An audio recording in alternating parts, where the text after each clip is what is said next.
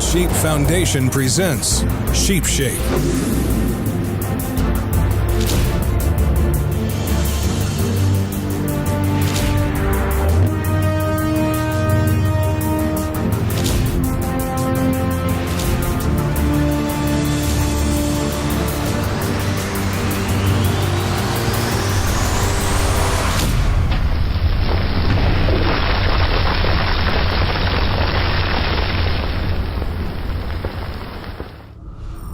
On the southwest Texas borderline, Kelsey, Patrick, and Lauren have made it to sheep camp.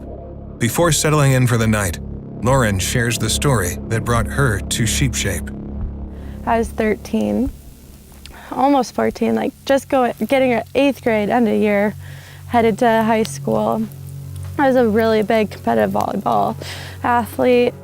Lauren was a talented young lady on the cusp of athletic greatness. To Lauren, volleyball was everything. She was in incredible shape and was set to play on the varsity team before she even started high school.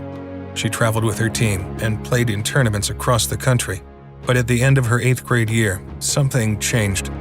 I started feeling really sick, and I just thought, flu or something. And then I'd feel better, and then hit a wall where I went to school one day and all my friends were like, "Lauren, you look green." To me, I was like, no, I'm fine. But I knew something was wrong when I couldn't walk up the stairs without just being totally out of breath. And I remember barely making it to my desk. And just, honestly, it took everything for me to stay awake for class. And so I called my mom and I was like, "Mom, I think it's time for me to go to the doctor. I just hate feeling this way." And so they took me to the doctor. Lauren's doctors thought she was suffering from mono, so they sent her home with antibiotics. But when she got there, her body gave up. Lauren hit the floor. And then I'd walk 5 more, hit the ground, so tired. Same thing. It took me 4 hours to get upstairs in my house. And I was in shape, Her condition escalated. It became difficult to breathe, and she came down with a horrible cough.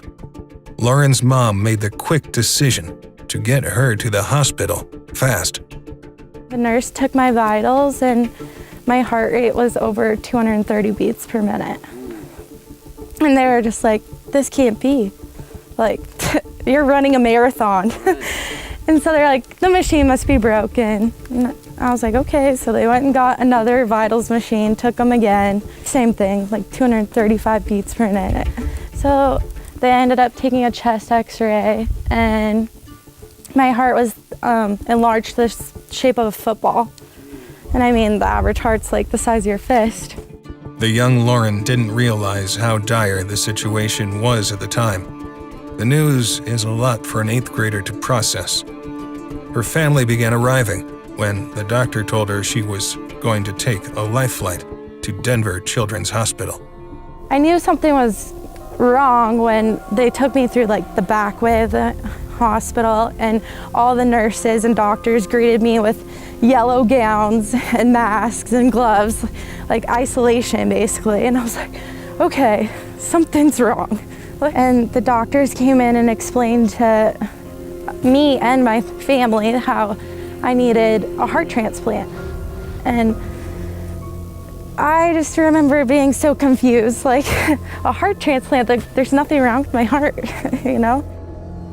The hospital immediately placed Lauren at the top of the nation's transplant list. They told her family that her only hope for survival was to place a device in her chest that would keep her alive until a transplant heart became available. But there's a catch.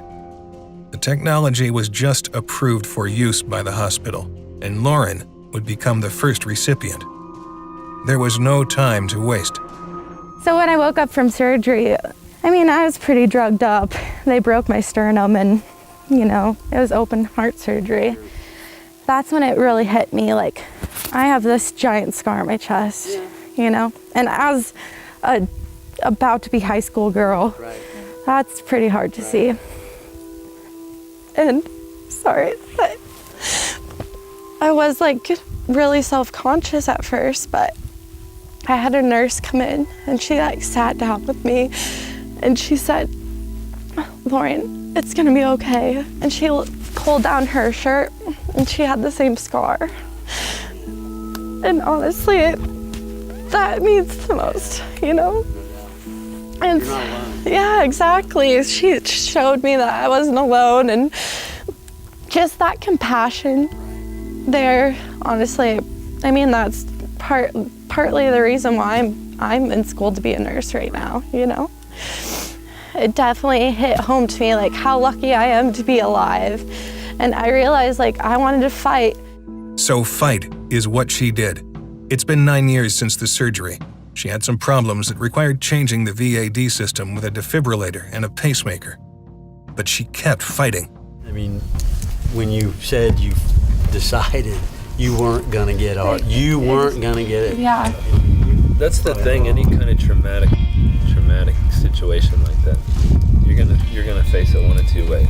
You're gonna look at it and you're gonna say, I'm gonna beat this crap, or you're gonna give up and you're gonna fold. And unfortunately, there's a lot of people that do the second. But it's a newfound sense of motivation if you look at it right, and you can take your mind and your body beyond anything anybody ever thought of. Yeah, exactly. So, and with the attitude that you have, you're gonna, that's why you're here. Yep. I mean, it's, you're blessed. Oh, We're all blessed for extremely the blessed. stuff that we've been through, and it's great that you approach it like that. And I guarantee you, sometime in the near future in your life, you're gonna be that nurse for somebody else, just like she was for you.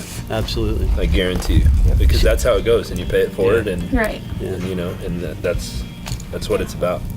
The sheep-shaped band of four has proven that great obstacles can be overcome with the right attitude.